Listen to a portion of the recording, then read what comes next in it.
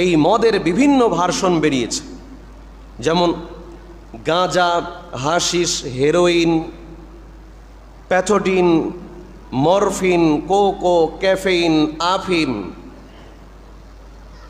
এরপরে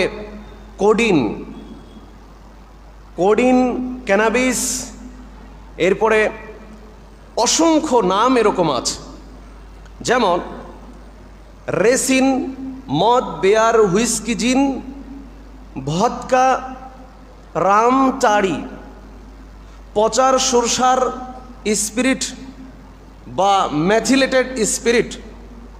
মানে এই স্পিরিট আবার আপনারা বুঝলেন না, দোকানে যেগুলো পাওয়া যায় এগুলো না, কিন্তু এগুলো আবার হারাম বললেন না। দোকানে যে কমল পানীয় হিসেবে স্পিরিট খাওয়া হয় এটা হারাম নয়। আমি যে স্পিরিটের কথা বলছি এটা একটা মাদক। সম্মানিত উপস্থিতি, এরপরে অতিমাত্রায় লরাজিপাম, ফরাজিপাম, করাজিপেট, এরপরে বলা হচ্ছে নাইট্রোজিপাম, ট্রাইজেলাম, ট্রেমাজিপাম জাতীয় ট্যাবলেট, প্রায় 30টা হয়ে গেছে। এরকম আরও অসংখ্য আছে। আমরা শুধু পরিচিত ফেন্সিডিল, ইয়াবা, মদ, হেরোইন এগুলোর সাথে, কিন্তু অসংখ্য মাদক আমাদের সমাজে সয়লাভ হয়ে আছে। সম্মানিত উপস্থিতি,